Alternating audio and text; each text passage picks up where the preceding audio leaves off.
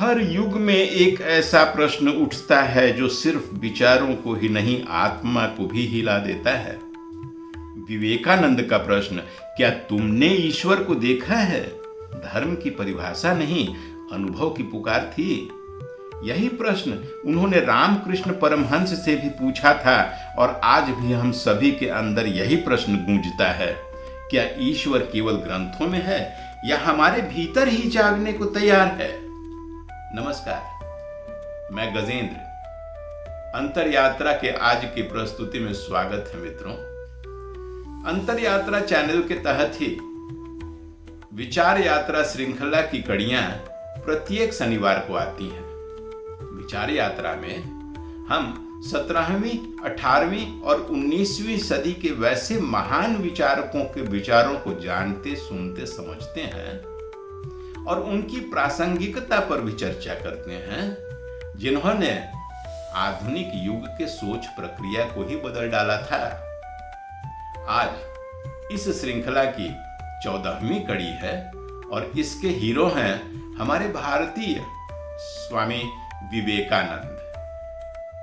विवेकानंद का जन्म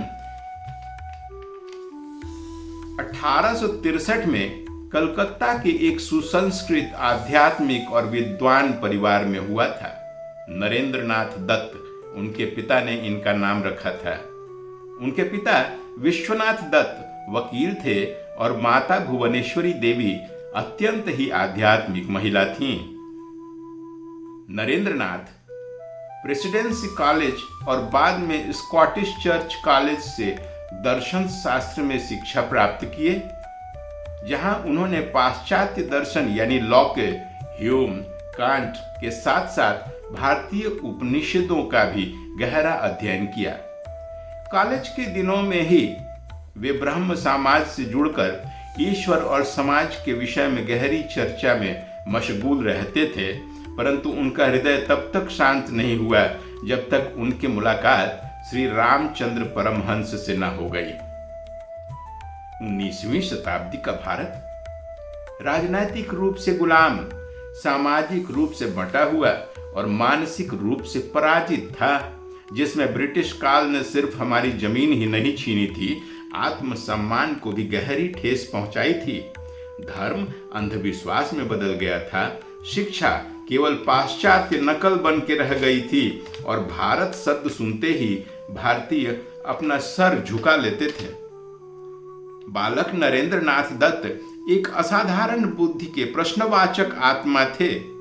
उनके अंदर एक साथ दो धाराएं बहती थी, एक आधुनिक शिक्षा की और दूसरी शाश्वत प्रश्नों की।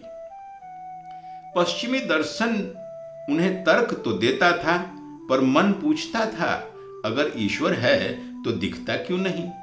यह प्रश्न उनकी नींद और शांति छीन चुका था। वे मानना नहीं, जानना चाहते थे।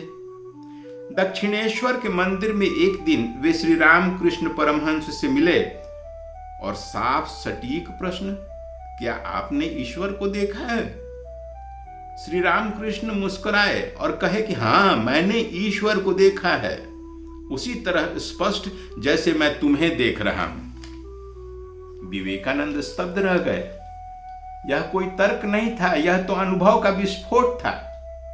उनकी आत्मा ने स्वीकार किया कि ईश्वर मानने की चीज ही नहीं है, वह तो अनुभव करने की एक अवस्था है। और नरेंद्रनाथ यही बन गए विवेक से जागा हुआ आनंद, विवेकानंद। उन्होंने समझा कि यदि ईश्वर हर जीव के भीतर है तो हर भूखे के भीतर, गरीब के भीतर, पीड़ित के भीतर भी स्थित है। और बोले, दरिद्र नारायण, जो दरिद्र के भीतर भगवान को नहीं देख पाता, वह मंदिर में उन्हें कभी नहीं देख पाएगा। उनके लिए ईश्वर की पूजा का अर्थ था मनुष्य की सेवा। यह धर्म नहीं, कर्मयोग था, एक ऐसी दृष्टि जिसने आध्यात्म को जीवन में उतार दिया। जब 1893 में शिकागो के विश्व धर्म सम्मेलन में उन्होंने कहा, sisters and brothers of America, पूरा सभागार खड़ा होकर 1 मिनट तक तालियों की गड़गड़ाहट में झूमा रहा। उन्होंने विश्व को बताया कि मनुष्य शरीर नहीं, एक दिव्य आत्मा है और विभिन्न नामों के धर्म जो हैं वो कुएं हैं जिसमें मेंढक टरटराते रहते हैं। उन्होंने समस्त मानवीयता को एक दूसरे ही आयाम पर ले जाके खड़ा किया और कहा कि each soul is potentially divine, यानी हर आत्मा ईश्वर की संभावना है, बस उसे जगाना है। यह विचार सिर्फ उपनिषदों की पुनरावृत्ति ही नहीं, बल्कि उन्होंने इसे जीवन के अनुभवों से जोड़ा। रणभूमि में भीषण द्वंद्व के बीच खड़ा अर्जुन कृष्ण के बताने पर अपने अंदर के ईश्वर को पहचाना और महाभारत हुआ। जब अर्जुन रणभूमि में अपने स्व से रूबरू हो सकता है, तो आज का प्रतिभाशाली तकनीकी रूप से जागृत इंसान अपने अंतर्मन की आवाज क्यों नहीं सुन सकता है? उन्होंने कहा, धर्म का अर्थ है तुम्हारी अपनी शक्ति का जागरण। उन्होंने अपनी पुस्तक राजयोग में इस विचार को पर्याप्त विस्तार दिया है। स्वामी विवेकानंद का दूसरा सबसे जीवंत दर्शन है कर्म योग का। इस शीर्षक की पुस्तक में उन्होंने कर्म योग को विस्तार से बताया है और स्पष्ट किया है कि जो काम तुम अपने स्वार्थ के लिए करते हो वो बंधन है, लेकिन जो काम तुम अपनी आत्मा के भाव से करते हो वही मुक्ति है।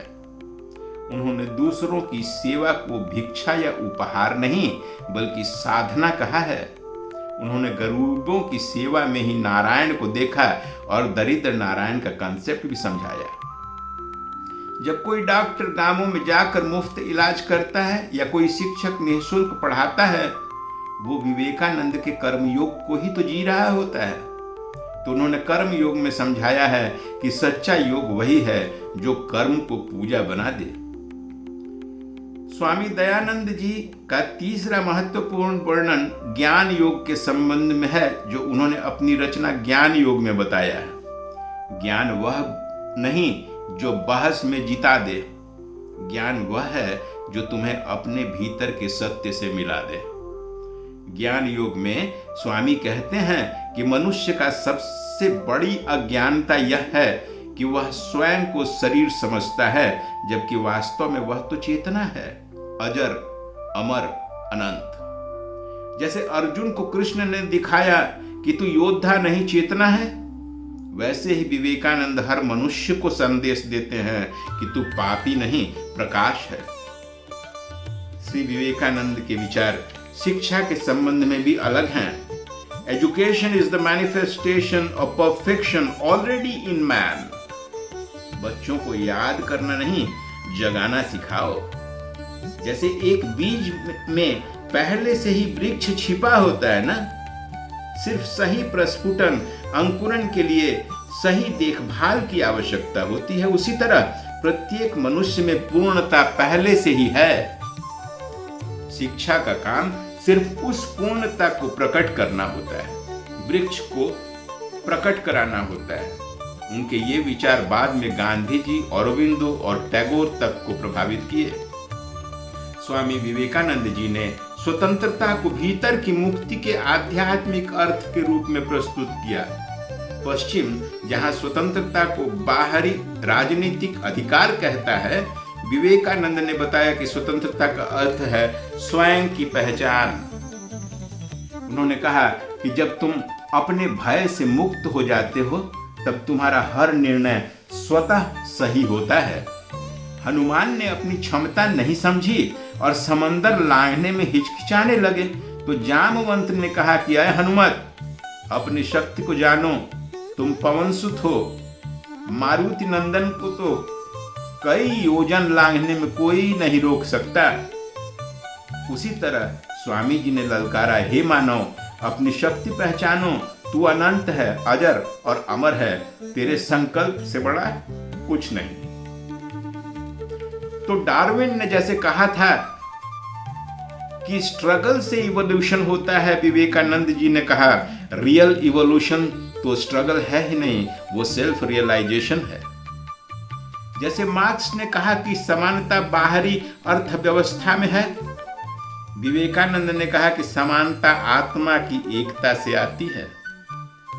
जब मैक्स वेबर अनुशासन और नियम की बात करते हैं, विवेकानंद कहते हैं स्पिरिट के साथ कर्म धर्म हो जाता है, कंपल्सन में नहीं। और जब दुर्खेम कहते हैं कि धर्म समाज का गोंद है, तो विवेकानंद कहते हैं कि रिलीजन तो आत्मा का अनुभव है, समाज की चिपक नहीं।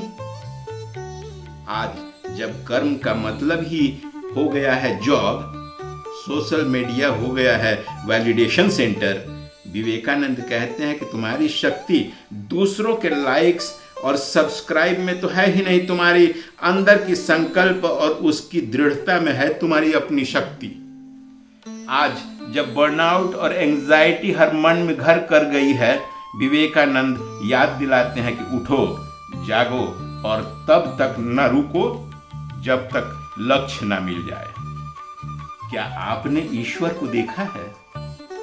ईश्वर को देखने का मतलब अपने भीतर की सभी सीमाओं को पार कर जाना है, अपने स्वरूप को पहचानना और अपनी चेतना को क्रियाशील कर देना है। तो अब सोच कर बताइए, क्या आपने ईश्वर को देखा है, या शायद वे अभी भी आपके अंदर आपकी प्रतीक्षा में है? यह वीडियो अंतर यात्रा का एक और प्रयास है, विवेक से भीतर की आनंद तक। अगर आपने इस यात्रा को महसूस किया है तो इसे औरों तक पहुंचाइए, क्योंकि आत्मा की लौ बांटने से ही बढ़ती है।